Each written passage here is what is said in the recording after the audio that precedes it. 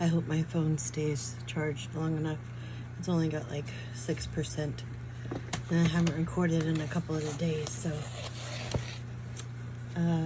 we're on page 127, still with the Chronicles of Baron Trump. And I'm going to do 10 minutes here.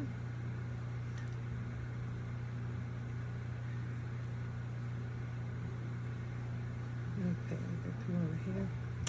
Now I'm going to run out of time. I don't know why this is so hard. I'll be excited relearning, learning technology again. Okay, the Baron Trump Chronicles. I pushed on with eager step, for I was desirous of gaining the high land before nightfall. In this I was successful, but the twilight had so deepened when I reached the crest of the ridge that any survey of the country lying beyond was impossible. Shortly after I had lighted a bivouac fire, Bulger came in with a bird of the quail kind, and I proceeded to broil it on the live embers. The faithful animal was delighted to be once more in a country in which he could serve me, and while our supper was cooking, took occasion to go through a number of his old tricks in order to see his little master's face brighten up.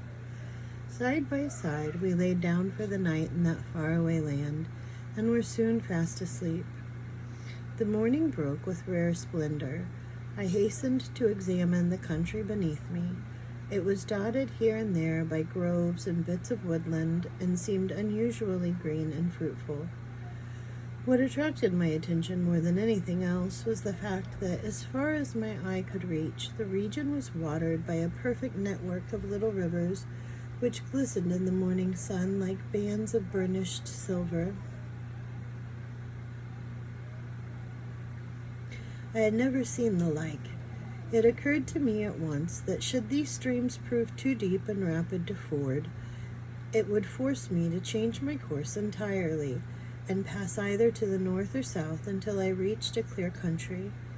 It was pretty well toward sundown when I stood upon the confines of the strange land, which I named Polypotamo, or Many Rivers. The streams, which varied from 10 to 20 feet in width, were deep, clear, and swift. As you may readily imagine, such a country was very productive. Fruit and flower-bearing shrubs and trees, all of a most beautiful green, grew in the wildest abundance. The air, cooled and purified as it was by the numerous streams of limpid water, was like a magic inhalation, carrying a strange feeling of dreamy delight to every part of my body. Said I to myself, if this fair land be not inhabited, then it is a monstrous pity, for here kind nature has spread her riches with a more than usually lavish hand. Bulger and I stretched ourselves upon the bank for the first stream that we reached, and were preparing for a nap after our long day's tramp, when suddenly the strangest noises reached our ears. We started up with a look of mingled alarm and curiosity, which, could I have seen my own face, I would have undoubtedly have found pictured there in equally strong lines. Louder and louder grew these curious sounds. I listened with pricked ears as I strained my eyes in the direction whence they came, eager to catch the first glimpse of the beings who uttered them. I had not long to wait. About 1/8 of a mile away, my eyes fell upon a sight which, in spite of the possible dangers threatening my life, in case these creatures had proven to be vicious or savage, caused me to burst out into a fit of uncontrollable laughter. There in full view was a troop of human creatures, dwarfish in stature, not being much over 4 feet in height, who seemed incapable of using their legs as we do, but moved about from one place to another by hopping as some birds do, or as rabbits would do, if they moved about standing upright on their hind legs. In an instant they caught the sound of my voice, and with the swiftness of the wind, and with the ease that astounded me, leaped over the two intervening streams, each of which was at least 15 feet in width, and came bounding towards us with the same gigantic leaps.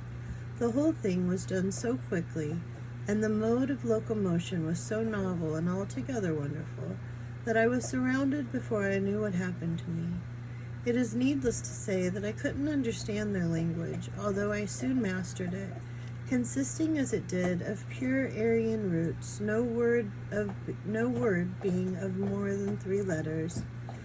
The manhoppers, such was my translation of their name, Umilobas, ranged themselves in a circle around Bulger and me, and threw themselves on our faces, so to speak,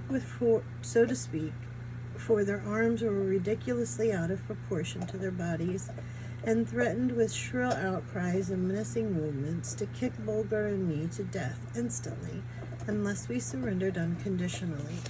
It was a novel sight.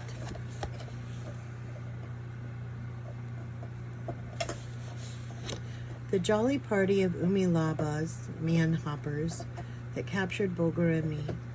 Bulger was inclined to advise resistance, but when I had given a hurried glance at their feet, which were very large and attached to astonishingly vigorous legs, I deemed it only prudent to run up the white flag. In fact, I gave them to understand that we threw ourselves on their mercy.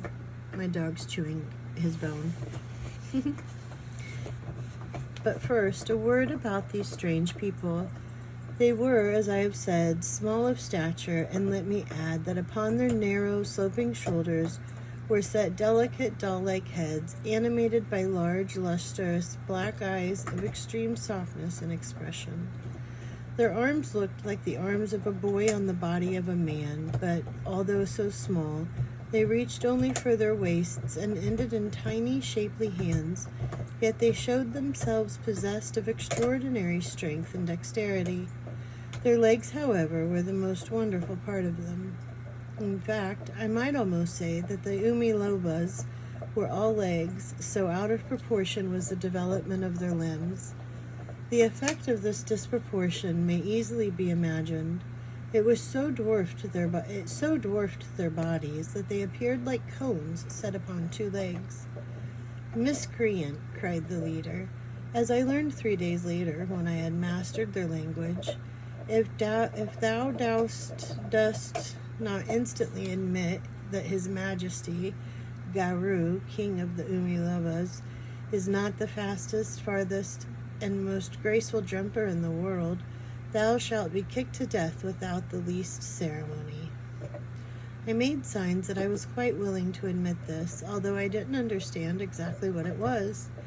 Seeing that I was not disposed to attempt any harm, the manhoppers sprang to their feet and seated themselves in a perfect ring around Bulger and me, like so many rabbits when standing on their hind feet, to reach something, intent upon getting a good look at us, or at me rather, for Bulger was evidently no great novelty for them. They kept up a perfect rattle of remarks in shrill piping tones upon my personal appearance. I too was by no means idle. I kept even pace with their galloping curiosity, studying the expression of their faces and the movements of their bodies. After a few moments, I was given to understand that I must start at once for the palace of their gracious monarch, Garu, the 1000th, for they were a very ancient people. As I rose to my feet and took a few steps toward the water, intending to assure them that I could not leap across the stream, it became their turn to laugh. And laugh they did too, with such spirit, such heartiness, I might almost say such violence, that I never realized till then that they laugh best who laugh last. Again and again their piping pygmy voices broke out in shrill chorus, while their pretty doll faces were convulsed with merriment.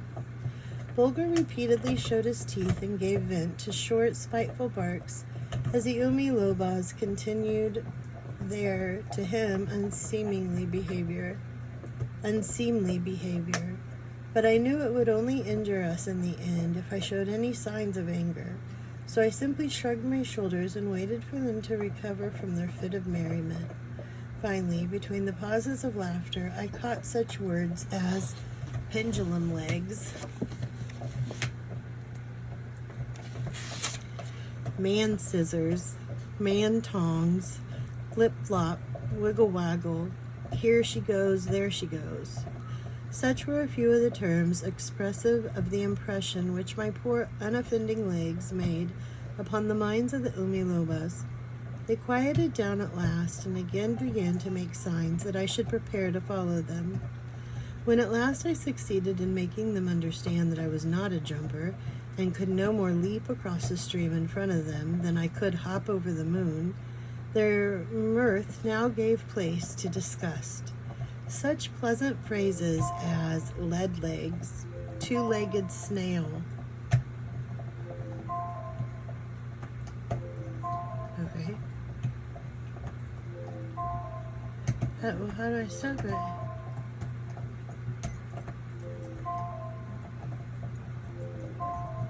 Why am I having a hard time stopping it? No. Okay. Okay, cancel. Oh, it's still gonna keep going, yo. I gotta figure out how I could do this every other day and not do it today. What's the problem here? Okay. I got a clock. I'm surprised it's still recording. We ended on page 130. Okay, where is this at? How come I cannot stop this?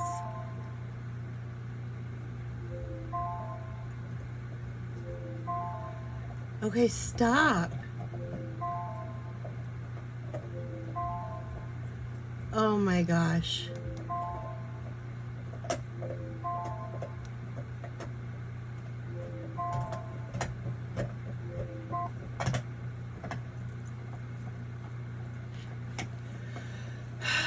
All right.